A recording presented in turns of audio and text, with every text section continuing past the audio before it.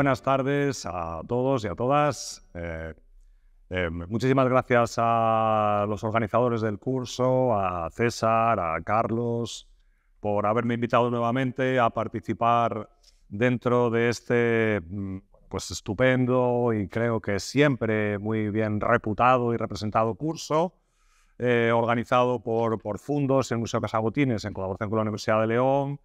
Bueno, pues que nos permite aproximarnos de una manera cada año diferente digamos, a la obra y a la época en la que trabajó Antonio Gaudí. Y como yo no soy un especialista en Antonio Gaudí, ni pretendo serlo, ni pretendo competir, por supuesto, con los estupendos participantes en este curso y que seguro que desentrañarán, como todos los años hacen, aspectos extremadamente interesantes, en este caso vinculados con la naturaleza de la obra de Antonio Gaudí, pues yo no voy a hablar de Antonio Gaudí, así que soy una especie de bicho raro en este curso y de hecho no solamente no voy a hablar de Antonio Gaudí, sino que voy a hablar casi de la antítesis de Antonio Gaudí, ¿no? Esta mañana César nos ha hablado de la profunda desconfianza, ¿no? Digamos, que a Gaudí le provocaban las ideas del socialismo, ¿no? Las ideas vinculadas a los movimientos sociales, obreros, al incipiente comunismo que en la política y en la ideología y en la estética europea del siglo XIX se estaban articulando durante la segunda mitad del siglo y que en cualquier caso, y por eso lo he traído a este curso, es un ámbito del pensamiento y de la estética del que quisiese o no quisiese, Gaudí va a tener desde luego elementos con más sintonía de lo que parece con algunas de las propuestas de estos movimientos y que desde luego plantearon un concepto de la naturaleza yo creo que imprescindible para entender todo lo que va a ser la cultura, y ya no solamente hablo de las artes plásticas, sino todo el ámbito cultural que se va a desarrollar en el mundo occidental a partir fundamentalmente de los años 70 del siglo XVIII. Y es a esto a lo que voy a dedicar estos próximos minutos, y de ahí el título de esta breve intervención, Ética y Estética de la Naturaleza. Si algo, desde luego, van a formular los autores de los que hoy vamos a hablar, fundamentalmente John Ruskin y todavía, ¿no?, con mayor profundidad de William Morris, es que la naturaleza, la estética inspirada en la naturaleza, las obras de arte que introducen la naturaleza en una época en la que, como veremos, la industrialización, la máquina, el maquinismo, la producción en serie, los nuevos materiales industriales, estaban transformando de una manera drástica no solamente el paisaje físico, sino también el paisaje cultural del mundo occidental en la segunda mitad del siglo XIX. La introducción de la naturaleza no solamente respondía a una cuestión de carácter visual, retiniano, estético o formal, sino que era también, en cierto modo, reflexionar en torno a las propias condiciones de vida, de esa nueva sociedad industrial de finales del siglo XIX.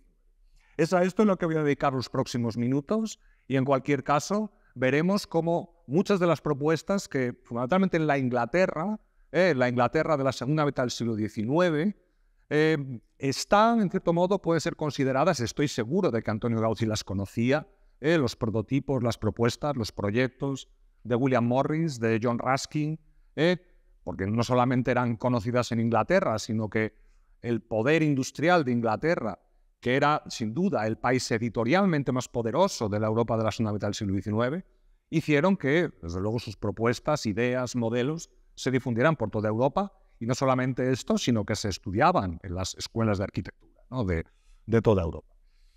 Quisiera empezar esta intervención con esta fotografía en la que vemos precisamente a la familia a William Morris y al pintor prerrafaelista Edward Burne-Jones, acompañados de sus respectivas familias, ¿no?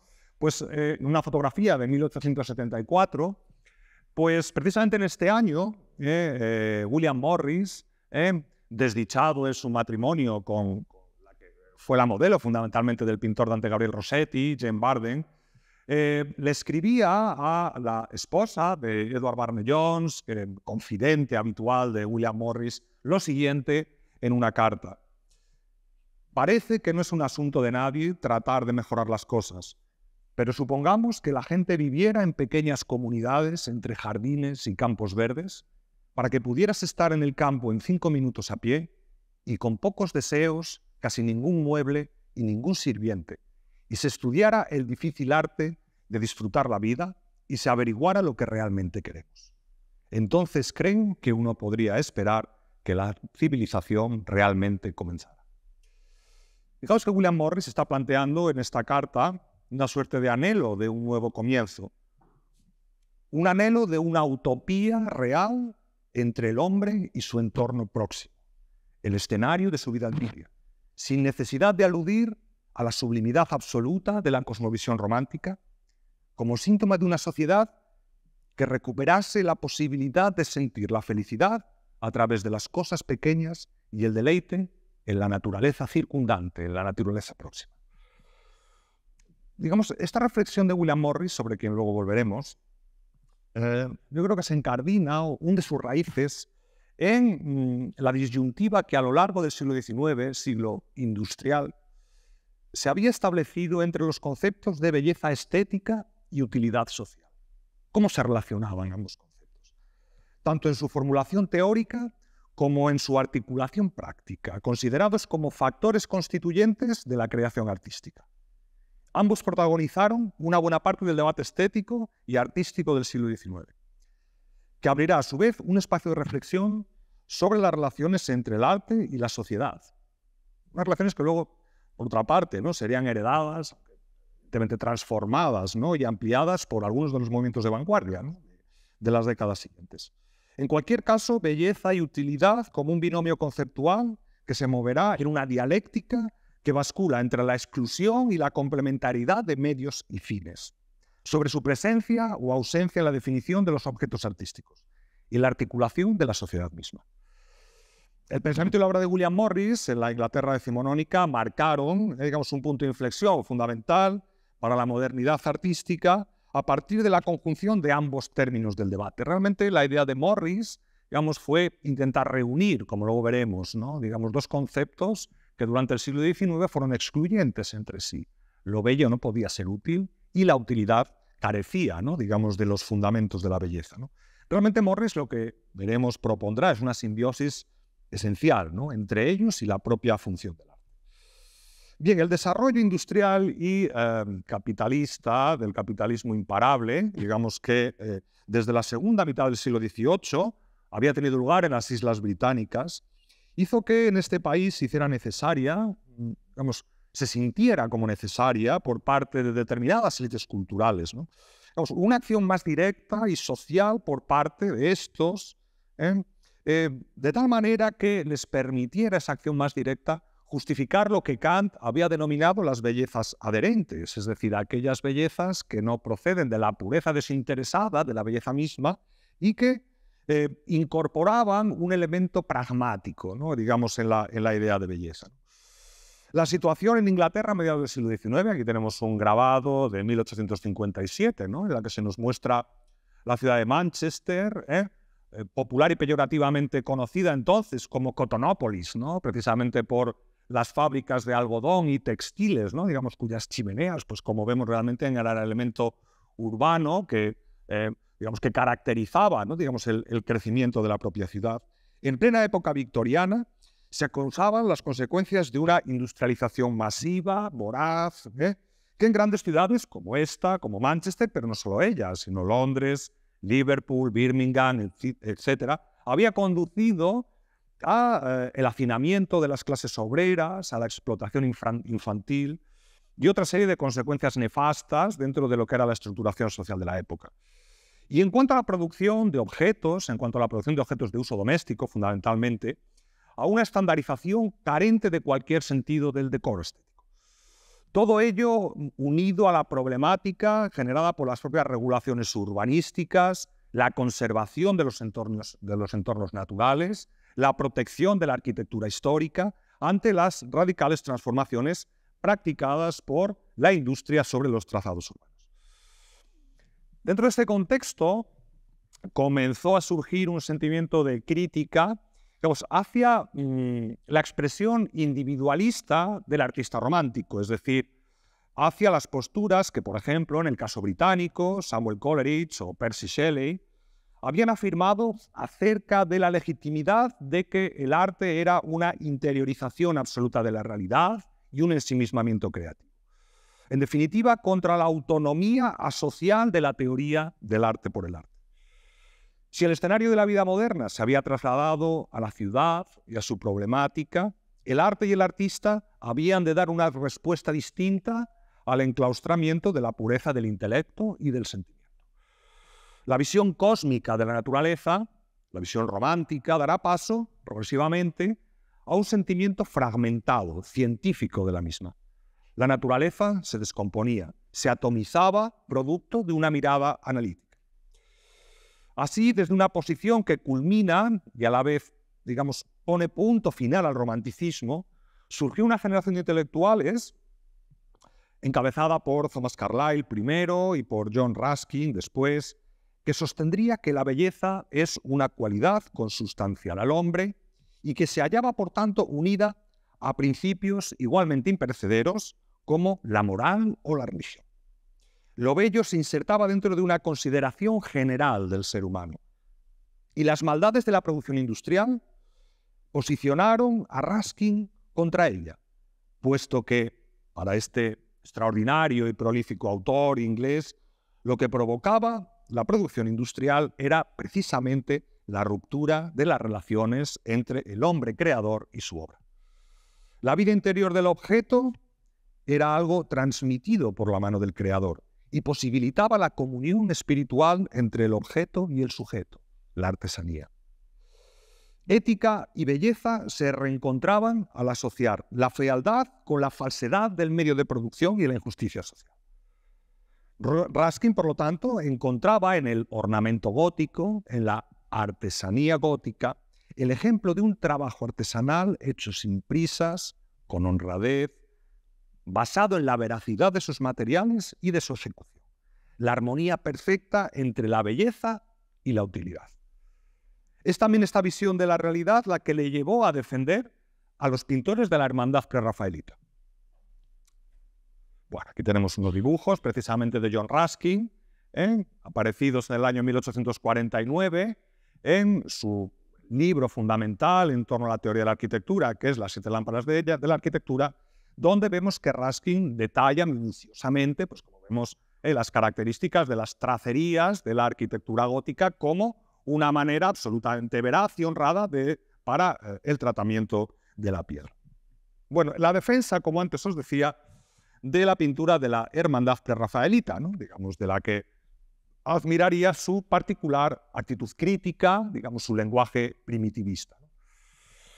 Bien, Ruskin hasta entonces, hasta los años 50 del siglo XIX, se había distinguido, digamos, por ser el crítico y por ser el defensor más reconocido de la pintura romántica de William Turner, ¿no? Digamos, de quien tenemos aquí esta muy conocida pintura de la tormenta de nieve, ¿no? Digamos, que asola o azota un barco a vapor, ¿no? Digamos, en las proximidades de un puerto, ¿no?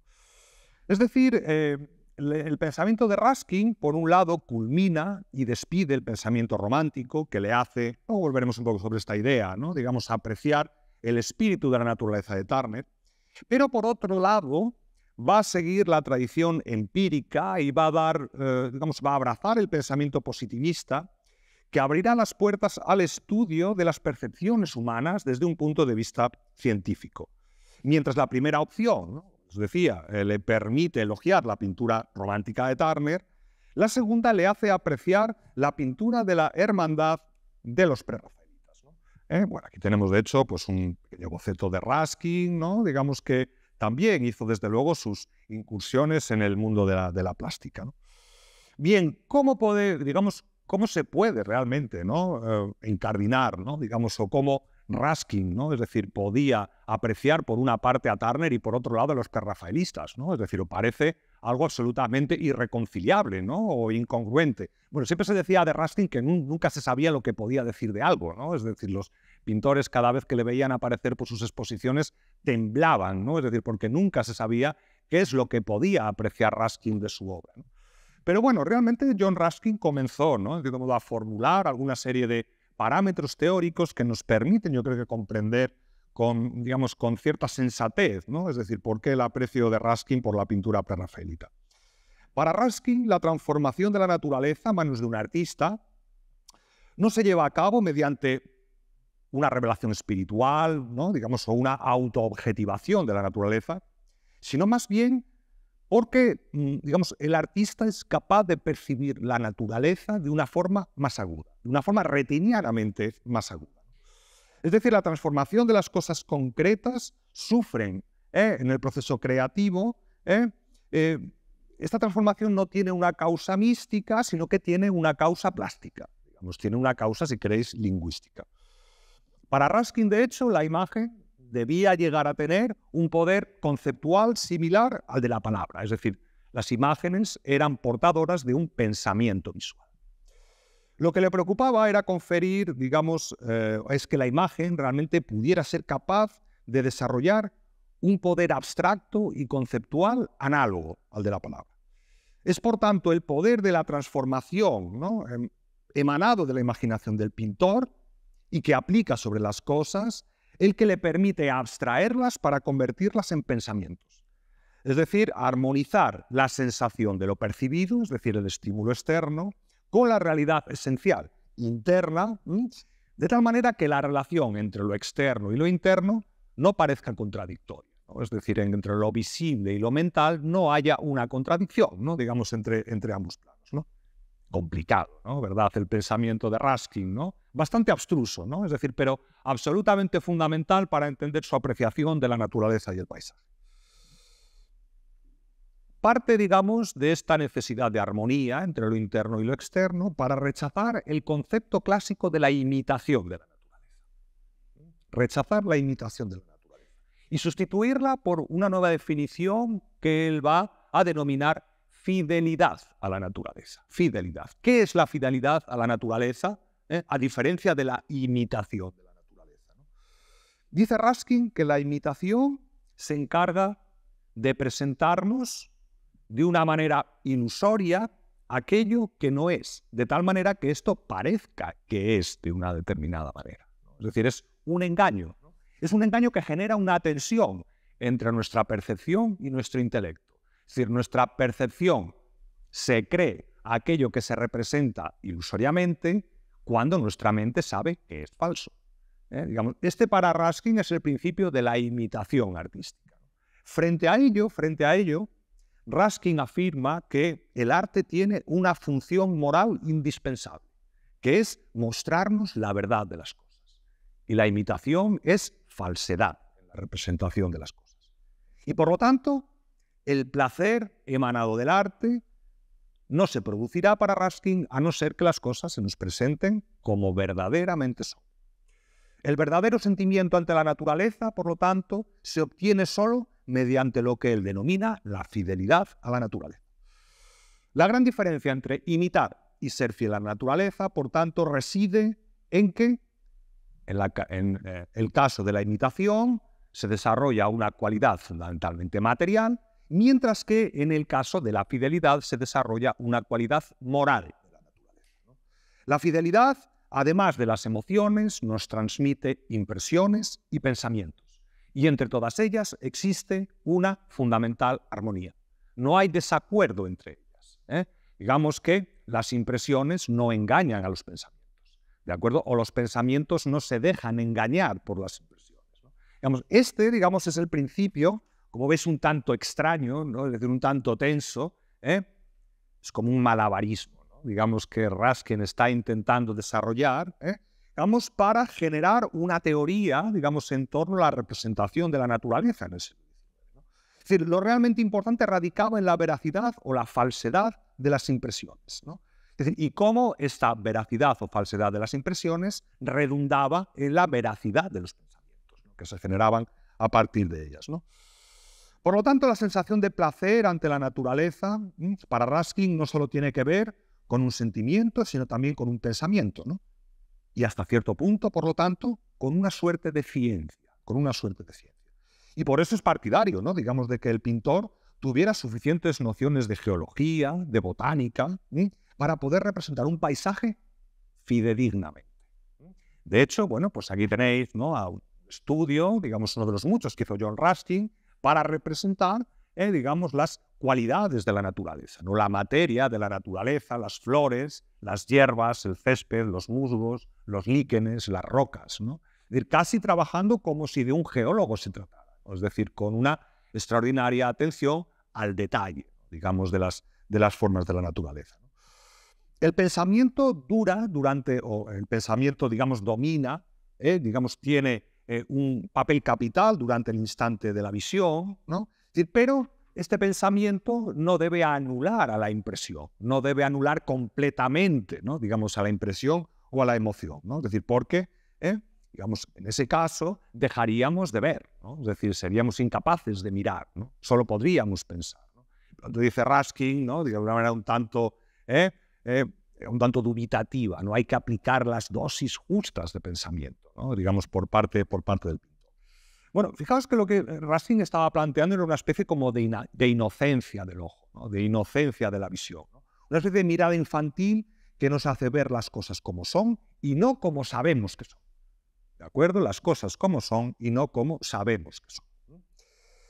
Bueno, la fidelidad a la naturaleza no tiene nada que ver con el parecido, ¿no? O en un principio no tiene nada que ver con el parecido, ¿no? Es decir, nos muestra la verdadera realidad de las cosas y no una ilusión óptica de ellas, ¿sí? Ser fiel a la naturaleza consistía en una verdad que puede mostrarse por medio de signos, por medio de símbolos que tienen una significación mental para quienes los miran, aunque esos signos no tienen por qué parecerse a lo representado. Dan ideas de la verdad, ¿no?, aunque de ninguna manera imitan o copian los hechos o las cosas. Bien, el artista en definitiva, ¿no? La función del artista, decía Ruskin, era elaborar un lenguaje capaz de comunicar las impresiones y los pensamientos, ¿no? Bueno, todo esto de este pensamiento en torno a la fidelidad de la naturaleza es lo que le permitirá a John Ruskin realmente acercarse, apreciar a la pintura de la Hermandad prerrafaelista, un movimiento que se había constituido en el año 1848 en Inglaterra, digamos, por 3 pintores y un escultor, bueno, Holman Hunt, Gabriel Rossetti, John Everett Millais, bueno, un grupo que permanecerá unido como hermandad, básicamente durante media década, aunque el espíritu prerrafaelista permanecerá vivo, ¿no?, en la Inglaterra de toda la época victoriana. Lo que más le interesaba a Ruskin de los prerrafaelitas era su interés por representar la naturaleza tal cual, sin recurrir a modelos previos, a ideas preconcebidas. Y esto fue lo que hizo que Ruskin saliera en su defensa en toda una serie de artículos en The Times, en el periódico The Times, durante los años 50. Luego, en el año 51, publicaría un ensayo dedicado a ellos, ¿no? En cualquier caso, si os dais cuenta, Ruskin, en definitiva, ¿no?, integraba dentro del mismo concepto de fidelidad a la naturaleza una visión romántica de la misma, que entiende el mundo como una unidad, digamos, como un universo panteísta, Turner, y otra propia de la época actual, propia de su tiempo, del positivismo, que entendía la naturaleza como un mundo fragmentado, ¿no? Y de esta última mentalidad, ¿no?, parte es responsable, ¿no?, digamos, la actividad científica. La fascinación por el análisis microscópico de la realidad, ¿no?, por el detalle minúsculo, que permite aproximarnos a las cosas para su análisis. Pero para Ruskin, esta exploración minuciosa no solo tiene un carácter científico, también tiene, como antes os indicaba, un sentido moral, ya que según él, en cada detalle de la naturaleza, en cada minúsculo filamento, ¿no?, digamos, de lo natural, podía adivinarse la grandeza de la misma. Es decir, si en la época romántica se exploraba el infinito, ¿no?, digamos, a través de lo grandioso, de lo sublime, ahora se explora lo universal mediante un proceso de atomización, mediante un proceso de reducción. No es extraño, por lo tanto, que los prerrafaelistas, siguiendo los consejos de Morris, acabaran reproduciendo la naturaleza con todo detalle y de manera obsesiva. En el mismo momento, digamos, en este mismo marco de pensamiento en el que se está planteando este sentido moral, esta necesidad, ¿no?, digamos, de mirar la naturaleza con un sesgo de utilidad. Bueno, aquí tenéis, por ejemplo, John Brett, un pintor prerrafaelita, digamos que de hecho tenía conocimientos de botánica y de geología, ¿no?, y al que le interesaba fundamentalmente como representar los estratos geológicos de las rocas, y que lo hacía de una manera minuciosa y meticulosa. Es bien conocido como los prerrafaelitas tardaban semanas, meses en completar una obra, ¿no? Es decir, acercándose a la naturaleza, siempre desde la misma perspectiva, siempre bajo las mismas condiciones, ¿no? Y esto realmente pues, generaba un sentido extraordinariamente fatigoso, ¿no?, a la hora de representar lo natural. Bueno, aquí tenemos, por ejemplo, os he traído otra obra muy conocida de Evelyn de Morgan, ya una prerrafaelista de segunda generación, donde veis que, digamos, todos los arbustos, árboles, hierbas, flores, ¿no?, digamos, de una figura, como veis, muy botticelliana, ¿no?, es decir, como esta flora que representa Evelyn de Morgan, ¿no?, acaban ese fondo natural, ese fondo de hojas, ¿no?, digamos, acaba teniendo realmente pues, un nivel de detalle, ¿no?, y un nivel de disección de cada uno de los elementos de la naturaleza, digamos, pues extremadamente concienzudo, ¿no? Bien, en el marco del debate, en cualquier caso, en el que se desarrolla el pensamiento de la hermandad prerrafaelita y de John Ruskin, ¿no?, se celebra en el año 1851, año en el que Ruskin escribe precisamente su principal ensayo dedicado a los prerrafaelitas. Se celebró en el año 1851 la Exposición Universal de Londres, ¿no?, la mítica Exposición Universal de Londres. Máxima expresión de los avances científicos, de la cultura burguesa del liberalismo económico. Y en el recorrido de esta exposición se exhibían, ¿no?, los repertorios de las diferentes tendencias de la producción industrial y de los diseños asociados a esta.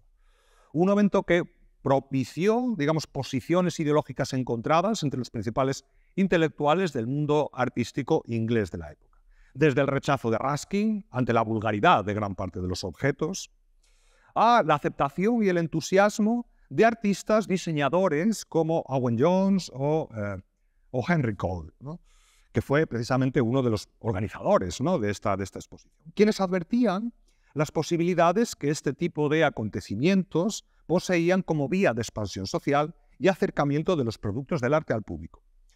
Lo cierto es que, aunque desde visiones opuestas con respecto al papel desempeñado por la industria, a favor o en contra, tanto Ruskin como Cole afirmaban la necesidad de recuperar para el arte un papel activo en el organigrama y la evolución de la sociedad de su tiempo. El arte para la sociedad. Dos importantes discusiones teóricas surgieron paralelamente, ¿no?, digamos, a esta recuperación de la utilidad del arte y a raíz de las exposiciones universales.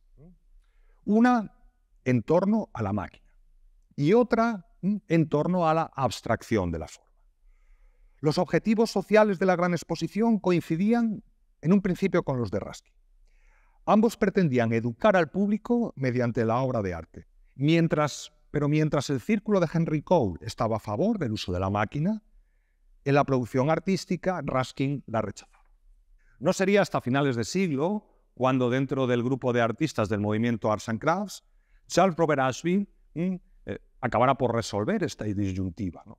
Realmente él afirmará que el problema no se trata tanto o no estriba tanto en el medio de producción como en la calidad del diseño, ¿no? Pero hasta entonces, el uso o no de la máquina como medio de producción se convertía un poco en el eje vertebral de las discusiones, ¿no?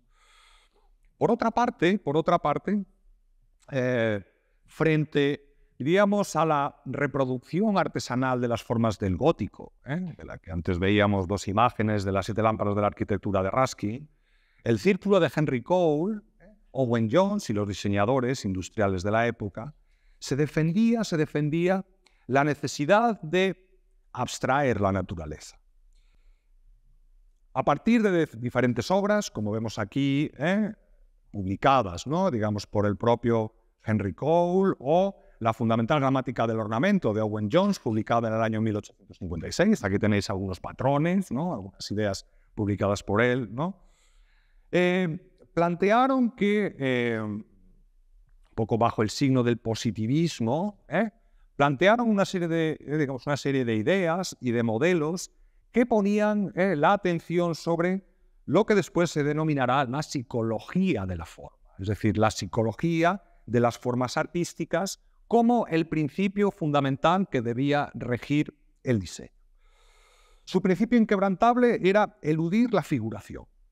Para Owen Jones, la función del arte no era la de imitar el mundo, sino la de representarlo a través de formas y colores capaces de comunicarnos una imagen sin necesidad de reproducirla. Dice en la gramática del ornamento: ni las flores ni ningún objeto natural deben ser usados como ornamento. Solo pueden usarse representaciones convencionales basadas en ellos, que sean suficientemente sugestivas como para comunicar a la mente la imagen deseada del objeto que se va a decorar. Por lo tanto, el ornamentista debía actuar como el científico, analizando las leyes que rigen las cosas. Como un filósofo abstraería, diríamos, esas figuraciones y finalmente, como un artista, las aplicaría a un diseño original. No fue el único, desde luego, que defendió, ¿no?, la abstracción de las formas y de los colores. Por ejemplo, unos años después, ¿no?, Christopher Dresser publicaría una gran cantidad de artículos defendiendo estos mismos principios, ¿no?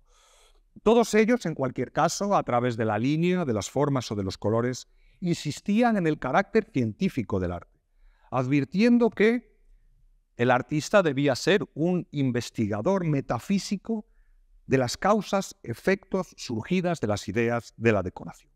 El artista debe preguntarse constantemente qué efecto tendrán en la mente tales o cuales formas. El decorador debe separar los diferentes elementos de la composición ornamental y considerarlos independientemente, reflexionando sobre los efectos que cada una de las distintas combinaciones produce en la mente. Digamos que el artista es como una suerte casi de psicólogo, ¿no?, digamos, de psicólogo de la forma, ¿no?, a través de la utilización de un diseño fundamentalmente abstracto. Bueno, la vitalidad, por lo tanto, que durante estos años 50, mediados del siglo XIX, ¿no?, digamos, en la Inglaterra industrial, victoriana, demostraban estas posturas, ¿no?, encaminadas a ya refundir o intentar refundir los conceptos de arte y pragmatismo, ¿no?, digamos, de belleza y utilidad, de arte e industria, aplicadas a las artes, tendrán en William Morris, a partir de los años fundamentalmente 60, a su principal exponente y su máximo defensor. Su línea de pensamiento será el punto de partida para el movimiento estético, artístico, arquitectónico del Arts and Crafts, que se extenderá a partir fundamentalmente de los años 80 del siglo XIX. Pero sus planteamientos morales, planteamientos ideológicos, ¿no?, y desde luego, ¿por qué no también, ¿no?, digamos, sus propuestas estéticas trascenderán las fronteras de Inglaterra y pasarán a formar parte de los albores del diseño industrial contemporáneo. Morris había nacido en el año 34 en el seno de una familia burguesa. Se forma en el College de Oxford en los años 50, donde conoce a Edward Barney Jones, con quien le veíamos, ¿no?, en la primera imagen de esta, digamos, de esta ponencia o de esta charla. Ambos, ¿no?, comenzaron a reflexionar sobre la obra de John Ruskin, sobre el pasado medieval, sobre la artesanía, sobre las obras literarias de Thomas Malory, en fin, ¿no? La preferencia, digamos, por el espíritu artesanal del trabajo del artista medieval estará presente en toda su obra. En 1856 entró como aprendiz de arquitecto de George Street. Primero quiso ser arquitecto, luego se conformó con ser, digamos, un proyectista y decorador, ¿no? Y es en ese momento cuando conoce, a mediados de los años 50, quien va a ser uno de sus principales colaboradores, el arquitecto Philip Webb. Es entonces también cuando comenzará una labor editorial que mantendrá a lo largo de toda su vida y a finales de la década de los 50 entra en contacto con la hermandad prerrafaelita, en especial con Dante Gabriel Rossetti. En el año 1859, en colaboración con su colega, el arquitecto Philip Webb, diseña la construcción de su propia vivienda, que es esta que tenéis en imagen, la llamada Red House, ¿no?, así denominada por el color rojizo del ladrillo con el que está construida entre el año 1859 y 1860. Tanto William Morris como Philip Webb harán de ella un verdadero manifiesto que no solo se refiere a la propia arquitectura, sino también un manifiesto en torno a la aspiración a un modo de vida determinado. Concebida como una casa de campo, un cottage, el edificio transmite frescura, diríamos, en la interpretación de la historia de la arquitectura, evitando las interpretaciones literales de los historicismos, enfatizando los volúmenes externos, la expresión del material, las consecuencias, ¿no?, y relaciones entre los módulos externos y los espacios internos. Bien, simplicidad, asimetría, imagen, ¿no?, de los alzados, los dibujos hechos por Webb y por Morris, libertad en la planta para configurar las cualidades de una arquitectura conducente a colmar las necesidades estéticas y las prácticas de sus habitantes. El proyecto arquitectónico se completó con un diseño integral. Vamos a ver la imagen de la planta, una planta en L, como podéis ver aquí, una imagen del patio, el jardín, el pozo. El conjunto, además, se completaba con un diseño integral en el interior, donde todos los objetos respondían a la exigencia de los productos artísticos manuales, los productos artesanales. El propio Morris, Philip Webb, Dante Gabriel Rossetti o Barney Jones serían los encargados de diseñar el mobiliario, que en estos momentos manifestaba todavía un cierto medievalismo. Morris denominaría a la Red House su Palacio de las Artes, una arquitectura para la felicidad, un lugar idóneo para vivir y crear, donde el arte se ha introducido con plenitud en la vida del hombre. Una obra que se convertirá en el prototipo de la casa de campo inglesa a partir de entonces. Es verdad que por problemas financieros Morris tuvo que abandonar la casa en el año 1865, nunca volvió a ella, alegando, ¿no?, la melancolía y la tristeza que le hubiera producido volver a la misma. De hecho, en el año 1871, aquí tenemos, por ejemplo, un bonito rincón, ¿no?, de la Red House. Es un rincón para la lectura, para la costura, que vemos cómo se manifiesta en el exterior, como podéis ver en este, digamos, en este pequeño saliente sobre un contrafuerte, ¿no?, uno de los centros de mobiliario, por ejemplo, ¿no?, diseñados por Morris para la Red House.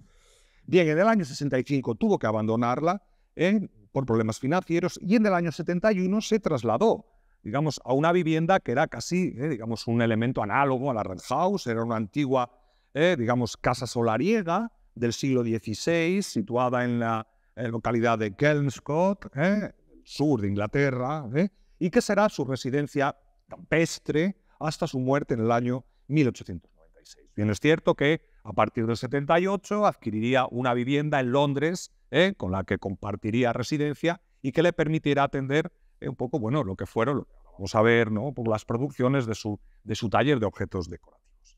De hecho, del año 1861, William Morris, con la colaboración, digamos, de otros profesionales de la época, fundaron la denominada entonces Morris, Marshall, Faulkner and Company, ¿no?, en la que participaron, ¿no?, también algunos de los pintores prerrafaelistas, ¿no?, una firma, digamos, que pretendía poner en práctica un proyecto para la producción artesanal, ¿no?, para la realización de objetos decorativos para la casa doméstica, mobiliario, alfombras, vidrieras, forja, textiles, más adelante papeles pintados. Una asociación artística basada en su idea gremial, digamos, de la recuperación del sentido artesanal y cooperativo del trabajo artístico. Una reforma artística basada en el individualismo, decía Morris, perecerá con los individuos que la han puesto en marcha, ¿no? De ahí la necesidad de un trabajo cooperativo. En el año 74 la empresa se reestructuró para denominarse simplemente Morris & Company y en el año 1881 se adquirieron los locales de una antigua imprenta textil en Merton Abbey, que le permitieron expandir las tipologías de producción, entre ellas la aparición de los famosísimos papeles estampados, ¿no?, digamos, de la Morris & Company. Sus diseños fueron evolucionando desde un historicismo goticista hacia un lenguaje más abstracto, más universalista e inspirado en la abstracción de la naturaleza. Es una evolución especialmente evidente en los diseños para textiles, luego veremos algunos de ellos, y papeles pintados, ¿no?, basados en formas vegetales y líneas geométricas. Bien, la Red House, por una parte, y los talleres artesanales nos permiten reflexionar, digamos, en torno a dos conceptos fundamentales de la naturaleza para William Morris y para el pensamiento inglés de finales del siglo XIX. En primer lugar, la casa de campo. Y volvemos, ¿no?, igual a la Red House, ¿no?, que a Kelmscott Manor. La casa de campo, el paisaje, el jardín, la vida pastoral. La redención del medio rural frente a la urbe industrializada. Los paisajes evocados por William Morris en sus escritos, en sus pensamientos o en sus obras tendrán rasgos particulares, reales, propios de un lugar concreto. Y así las imágenes que utiliza serán las de los campos cercanos a Londres y las granjas existentes en las riberas del Támesis. La naturaleza para Morris es, ante todo, un objeto de contemplación y asocia el pastoralismo con una actitud inactiva, meditativa, en oposición a la actitud energética que se manifiesta a través de la actividad física y la exaltación de la energía de la máquina. Por otra parte, el jardín, un recinto natural limitado, pequeño, cultivado, se asocia al orden, a la meditación, al reposo. Constituirá una suerte como de reducto, de retiro del mundo y sus conflictos, aunque no implique que sea inaccesible, ¿no?, sino que realmente el jardín se situará como una suerte de lugar intermedio entre lo real y lo soñado, o lo anhelado, mejor dicho, ¿no?, entre lo real y lo anhelado. Es decir, se trataba, en cierto modo, de generar una naturaleza humanizada, en la que la intervención del hombre proporcionara al paisaje un cierto carácter, que no dependía de las cualidades objetivas, de la extensión, la riqueza, sino que era expresión fundamentalmente de los intereses humanos. La armonía del escenario pastoral dependería además de la variedad y la vitalidad de la vida que se desarrollara dentro de sus límites. Una armonía asociada tanto a la actividad de la propia naturaleza, el jardín o la pradera colindante, como también de las actividades que el hombre, las actividades diarias que el hombre desarrollara sobre esa naturaleza. El pastor, la figura del pastor, se erigía entonces como el emblema de este modo de vida, situado entre, digamos, la barbarie primitiva y la complejidad de la civilización, ya que el pastor se conserva, digamos, o únicamente se satisface de forma suficiente con los dones obtenidos de la propia naturaleza, o con los animales que él mismo apacienta. En el escenario pastoral se producen, además, varias antítesis. La de una naturaleza productiva frente a otra improductiva. La de una actitud activa frente a otra indolente. E incluso ante un desarrollo, por una parte orgánico, la vida y la muerte, frente al permanente devenir estacional de la propia naturaleza. Era necesario encontrar, ¿no?, digamos, un escenario en el que estas antítesis de la naturaleza pudieran tener un espacio de coexistencia. Y este espacio de coexistencia será la arquitectura. Es la que va a permitir redimir estos movimientos antitéticos de la naturaleza, ¿no? Y fundamentalmente el caso para William Morris de las casas de campo, rodeadas de grandes extensiones de terreno, pero en las que Morris deliberadamente renuncia a su explotación económica en favor de un tratamiento paisajista que permita resaltar y controlar la visión de la propia casa desde la naturaleza. En estos casos, la naturaleza es desprovista de su función productiva y experimenta una importante transformación a través de la intervención en la propia naturaleza.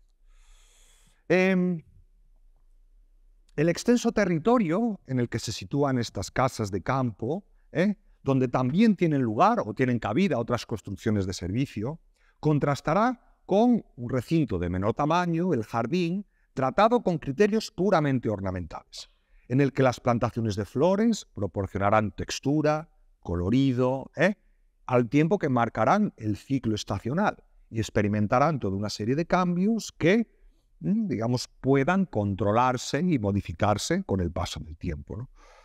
El entorno paisajístico, por lo tanto, ¿no?, y el jardín de la casa se distinguen por su escala. El entorno paisajístico demanda una intervención a gran escala, el entorno del jardín es una intervención a pequeña escala, una naturaleza en miniatura, donde domina el sentido ornamental, ¿no?, y donde los cambios de floración de diferentes especies suponen una transformación del propio escenario.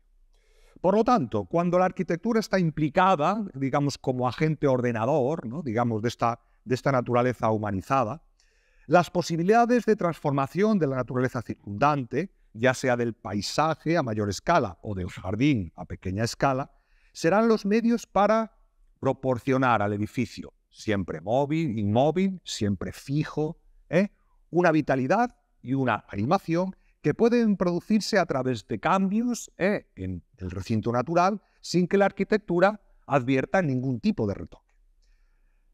La naturaleza, en cualquier caso, adopta un papel subrogado, secundario con respecto a la arquitectura, delegando esta en los elementos naturales sus necesidades de cambio. Aunque en algunos casos los propietarios de las casas de campo renunciaran a la explotación de sus tierras, destinando estas, ¿no? digamos, a la contemplación del paisaje natural, no es lo habitual. La casa de campo, ¿no? digamos, era la pervivencia, la representación del orden estamental. Digamos, era la pervivencia, digamos, del señor solariego para el cual trabajaban los sirvientes, ¿no? De cierto modo que residían en sus tierras. Lo que va a hacer William Morris al adoptar la casa de campo como ejemplo, digamos, de una nueva forma de vida es reclamar la visibilidad de esa sociedad rural de granjeros y pastores que ocupaban hasta entonces un lugar subalterno dentro de la estructura física y social de la casa de campo. No solo reclamando para ellos su autonomía, sino también su capacidad para configurar y proponer un modelo de vida más desarrollado y más civilizado que el de las sociedades urbanas de su tiempo. Si la casa de campo tradicional había significado sobre todo el dominio de la autoridad, el dominio de la jerarquía, el dominio de una autoridad fundada en la excelencia de la familia terrateniente, asentada en ella, y en la fertilidad de las tierras circundantes que estaban a su servicio, Morris reacciona contra este estado de las cosas, proponiendo algo más profundo y radical que una simple renovación arquitectónica y social de la casa de campo. Propone destruir desde dentro el concepto mismo de vida asociado a la casa de campo terrateniente, para plantear un modelo alternativo en el que están implicados aspectos morales, religiosos, políticos, económicos y sociales. La arquitectura, por lo tanto, como agente de un nuevo y más perfecto modo de vida, inspirado en la visión pastoral. De ahí la importancia que a lo largo de la vida de William Morris tuvieron las casas de campo, como la Red House, y su preferencia por un modo de vida campestre. Si la casa de campo, ya sea la Red House o Kelmscott Manor, ¿no? representa, ¿no? digamos, una admiración de la naturaleza y una preferencia de esta, digamos, para alcanzar un nuevo modo de vida basado en la felicidad y armonía con el entorno paisajístico inspirado en la vida pastoral. Los talleres de la Morris & Company, la producción de objetos de uso cotidiano, los objetos decorativos, ¿no? digamos, la vida de los hombres, la vida de los hombres comunes, la vida de los hombres corrientes, de la humanidad entendida como una suerte, como una comunidad de hombres iguales, ¿no? en la que no todos ellos tienen al alcance la misma calidad, ¿no? y la misma cantidad de productos. Bueno, aquí os he traído algunos modelos, ¿no? de los diseños de la Morris & Company, ¿verdad? Bordados, tejidos, todos ellos pensados para la decoración de los espacios interiores. No solamente se dedicó, evidentemente, a los bordados, a los tejidos, a los papeles, también a los, digamos, a los objetos con volumen o a los objetos tridimensionales. Os he traído estos porque creo que son donde la linealidad de la naturaleza tiene un carácter más evidente. Aquí tenéis algunos estampados, ¿no? de la Morris & Company, muy conocidos seguro por todos, ¿verdad? Porque la vigencia de estos motivos ha estado, digamos, pues, desde luego, ¿no? ha sido utilizada hasta tiempos bien recientes, ¿no? Papeles, ¿no? estampados, tapices o alfombras, ¿no? Es decir, entre algunos de los modelos, ¿no? digamos, más conocidos de la Morris & Company. Junto a su labor creativa y empresarial, William Morris irá dedicando cada vez más esfuerzos, sobre todo a partir de los años 80, a transmitir su pensamiento sobre el arte y la sociedad de su tiempo, conceptos complementarios en su obra, mediante una serie de ensayos y conferencias que se incrementan a partir del año 83, cuando él se adhiera a la Democratic Federation, Morris difunde un análisis en el que se combinan la crítica romántica a la sociedad moderna y la crítica marxista al sistema capitalista, de lo que considera función determinante de la producción artística, la consecución de la felicidad vital del creador y del usuario. Según su visión del panorama artístico de su tiempo, el escenario del arte se ha fragmentado entre un arte popular y un supuesto arte puro. Este se ha demostrado, sin embargo, incapaz de interiorizar y actuar ante los cambios sociales del presente. Por ello, el proceso de renovación del arte debería para Morris afrontarse desde la cultura material de lo más cotidiano. Sin embargo, en este ámbito de la producción se ha producido una degradación tal, fijaos que es un pensamiento bastante análogo al de John Ruskin, de los valores artísticos, que se hace necesario un cambio no solo del lenguaje artístico, sino del modo de producción. La denuncia de Morris acerca de la fealdad de la producción artística de su época alcanzará tanto a la falsedad del eclecticismo que se regodea de un lujo inmoral, como a la pobreza y la falta de calidad estética de la producción industrial, exponente de la degradación de la ciudad y de las condiciones del trabajo. Acusa, por tanto, a su época de haber degradado el arte decorativo y de haber separado el arte intelectual de la realidad, y denuncia por igual la vulgaridad y el elitismo. El debate del arte no se reduce, por lo tanto, a términos lingüísticos, sino que para Morris es un problema unido a las estructuras sociales y económicas. El arte ha quedado reducido al papel de mercancía en la sociedad capitalista, y la causa estriba en la alienación del trabajador y el sometimiento de la producción al comercio capitalista y la competencia. Desde esta perspectiva, su afirmación de una felicidad obtenida mediante un sistema de producción artesanal no plantea una renuncia, digamos, a los principios intelectuales del arte, sino un ascenso cualitativo de una producción de objetos que deben procurar un mayor bienestar a quien los produce y a quien los posee. Para él, solo el advenimiento de una sociedad socialista sin clases e incluso sin Estado puede evitar la degradación de las artes. El trabajo es para Morris consustancial al hombre y, por tanto, no puede ser una carga de sufrimiento e infelicidad. Solo con la conversión del trabajador en artista y viceversa, el artista en trabajador al servicio de su propia estructura social, puede lograr el hombre la comunión con la producción. Para Morris, la civilización moderna habría suprimido el arte popular y habría negado a gran parte de la población la posibilidad de participar en el propio arte. Por ello, mira a la estructura del gremio medieval como una hermandad cooperativa en la que sus miembros participan de una empatía entre vida y trabajo productivo y creativo. El trabajo debía satisfacer las necesidades básicas del hombre, entre las cuales se encuentra la necesidad estética. El orden y la belleza deberían, por tanto, ser las guías para crear y vivir unas condiciones dignas, unas condiciones decorosas de trabajo y de la vivienda. Por ello, el arte para Morris debería ser capaz de transformar una realidad indeseable. Debe proyectarse desde el cometido de hacer más agradable la vida de los hombres, centrando su producción en los objetos con los que el hombre convive, los que usa, disfruta y los que realmente pueden favorecer su educación.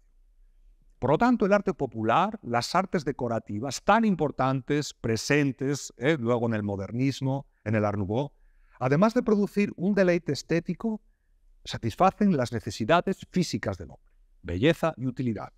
Y de ahí que Morris manifieste su superioridad. Un arte tal que suponga el fin del lujo elitista, por una parte, y a la vez el fin de la miseria estética de la industria. No hay belleza posible si ésta no favorece la felicidad vital de quien lo contempla. En una conferencia pronunciada en Edimburgo en 1889, ya en los años finales de su vida, afirmará con orgullo y al mismo tiempo con cierta tristeza: somos los últimos representantes del artesanado, que a raíz de la producción comercial ha recibido un golpe de gracia. En el año 1893, la editorial Kelmscott Press, que él había fundado 2 años antes, junto con su residencia urbana situada en el barrio de Hammersmith, en Londres, publicaba una novela que él había escrito por entregas en el año 1890, titulada News from Nowhere, Noticias de Ninguna Parte. Aquí tenemos la publicación que en el año 92, a finales del 92 se acaba la impresión, se edita, se acaba de editar en el año 93. Una utopía que narra el viaje a una utópica sociedad sin clases, en la que no existe la propiedad privada y todos los sujetos viven en comunión con su trabajo. En el frontispicio de dicha edición aparece Kelmscott Manor, ¿verdad? Digamos, la vivienda solariega del siglo XVI que Morris había adquirido en 1870. Convertida en punto de partida del viaje de su protagonista, denominado William West, ¿no? el huésped, ¿no? o el invitado, a un paraíso de felicidad. Es la imagen de un sueño, una arquitectura del espíritu que simboliza una sociedad en la que cada hombre recibe según sus necesidades y en la que el arte ha alcanzado el estado de plenitud estética, prolongación natural de la naturaleza consustancial del ser humano, que solo podrá manifestarse en un futuro imaginario en el que la belleza sirva para colmar la existencia.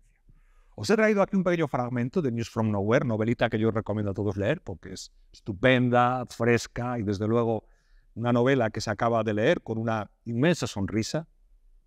En un viaje en barco, digamos, que William West realiza por el Támesis, ¿no? Redescubriendo en el futuro un Támesis renacido frente a ese Támesis ensuciado, digamos, por la industrialización de su época, charla con sus compañeros de viaje y relata lo siguiente. Mientras permanecimos sentados mirando el bello paisaje que se desplegaba ante nuestros ojos en aquel día de junio, que más que alegre podría llamarse feliz, Elena, que estaba sentada a mi lado con las manos cruzadas bajo sus rodillas, se inclinó hacia mí y me dijo quedamente, aunque no tanto que Dick y Clara no pudieron oírla, de no haber estado absortos en su amor. Amigo mío, ¿son como estas en vuestro país las casas de los labradores? Oh, no, respondí. Hasta las de los ricos son masas informes colocadas en la superficie de la tierra. Elena me dijo, he ahí uno de los hechos que son para mí inexplicables. Comprendo que los trabajadores, por el estado de opresión en que se encuentran, no tengan modo de vivir en bellas habitaciones, cuya construcción requiere tiempo, cuidados y la mente libre de preocupaciones. Y es natural que a los pobres, por su condición de vida, les estén vedadas estas cosas que a nosotros nos parecen indispensables. Pero los ricos, que tienen tiempo, modo y materiales para edificar, ¿por qué no se fabrican por sí mismos casas buenas? Eso es lo que no llego a entender. Sé lo que me vais a responder, añadió mirándome y ruborizándose. Me diréis que las casas y todo lo que les pertenecía era feo y tosco, hasta cuando, por elección, adoptaban las maneras antiguas, como en aquella construcción, y señaló una aguja, que eran, dejadme que lo recuerde, ¿cuál es la palabra? Vulgares, respondí. Nosotros decíamos que la fealdad y la vulgaridad de las habitaciones de los ricos eran el reflejo inevitable de la vida triste y sórdida de los pobres. Austeridad, decoro, sencillez, honestidad fueron para William Morris cualidades a la vez estéticas, morales y vitales. Sus proyectos de la Red House y de la Morris & Company deben entenderse como aspiración a fundir ambos aspectos, vivir y crear, producir de manera artesanal los objetos que él desearía para un vivir espiritual y materialmente placentero y verdadero. Y con este mismo sentido de protección del legado artístico y espiritual del hombre, amenazado por una especulación desenfrenada, su vitalidad incansable le llegó en el año 1877 a fundar la Sociedad para la Protección de Edificios Antiguos. Es decir, la arquitectura histórica estaba igual de amenazada que lo podía estar la naturaleza. La obra de Ruskin y sobre todo las propuestas intelectuales y artísticas de William Morris desencadenarían el movimiento Arts and Crafts en Inglaterra, favorecido por la creación de asociaciones, corporaciones, sociedades destinadas a favorecer y exponer el trabajo artesanal y las artes decorativas. Formadas preferentemente por arquitectos y diseñadores, estos grupos difundirían el espíritu inconformista de Morris y su apuesta por una producción de objetos y una construcción de viviendas de calidad. William Morris fue enterrado en el cementerio de Kelmscott en el año muy cerca de su última morada, en el año 1896. Su última residencia, Kelmscott Manor, de la que en el año 1896, precisamente el año de su muerte, muy poquitos meses antes de su muerte, le encargó al gran fotógrafo pictorialista Frederick Evans un reportaje fotográfico maravilloso que Evans hizo sobre platinotipos, ¿no? Y del que os he traído aquí esta maravillosa fotografía del ático de Kelmscott Manor, ¿no? Kelmscott Manor miraba la arquitectura, la historia de la arquitectura popular como fundamento de una arquitectura para una nueva sociedad. La naturaleza era la inspiración para su reformador proyecto social, la vida comunitaria en la que se desarrollaría la felicidad vital y que posibilitaría la participación activa del hombre en los procesos creativos artesanales, en su educación estética desde unos principios de racionalidad natural. Para finalizar, os he traído un pequeño fragmento de una conferencia, una de las más conocidas de William Morris, El porvenir de la arquitectura en la civilización, una conferencia que él impartió en Londres en el año 1880. Apelaba, como siempre, al público. A ni uno solo de ustedes se les escapa lo que olvidar el arte le ha hecho a este gran tesoro de la humanidad, la tierra, que era hermosa antes de que el hombre la habitara, que durante muchas épocas creció en cantidad y en fuerza. Se está volviendo ahora más fea cada día y con mayor rapidez allí donde la civilización es más potente. Esto es totalmente cierto. Nadie puede negarlo. ¿Están ustedes satisfechos de que sea así? Seguramente debemos ser pocos los que no hemos sentido en nuestras propias carnes este cambio degradante. Creo que ustedes, la mayoría de ustedes, me entenderá bastante bien si les pido que recuerden la punzada de consternación que sentimos cuando volvemos a visitar algún lugar del campo que nos resultó especialmente grato en el pasado, que nos refrescó después de trabajar duro o nos alivió después de algún problema. Mas donde ahora, conforme torcemos la esquina en la carretera o coronamos la cima de la colina, podemos ver primero los inevitables tejados de pizarra azul, y luego estuco manchado de color fango, o la pared mal construida con ladrillos mal hechos de las nuevas edificaciones. Luego, conforme nos acercamos y vemos los jardincitos áridos y pretenciosos, las horrendas rejas de hierro fundido y las míseras y escuálidas edificaciones contiguas que destrozan las dulces praderas y los abundantes setos de nuestra pacífica aldea, no nos descorazonamos y nos domina una perplejidad, no del todo egoísta, si nos paramos a pensar lo poco que hay que descuidarse para destrozar un mundo de placer y deleite que ahora, pase lo que pase, ya nunca podrá recuperarse. En fin, ética y estética de la naturaleza que se ven visibles a través de las formas de la misma. Muchísimas gracias.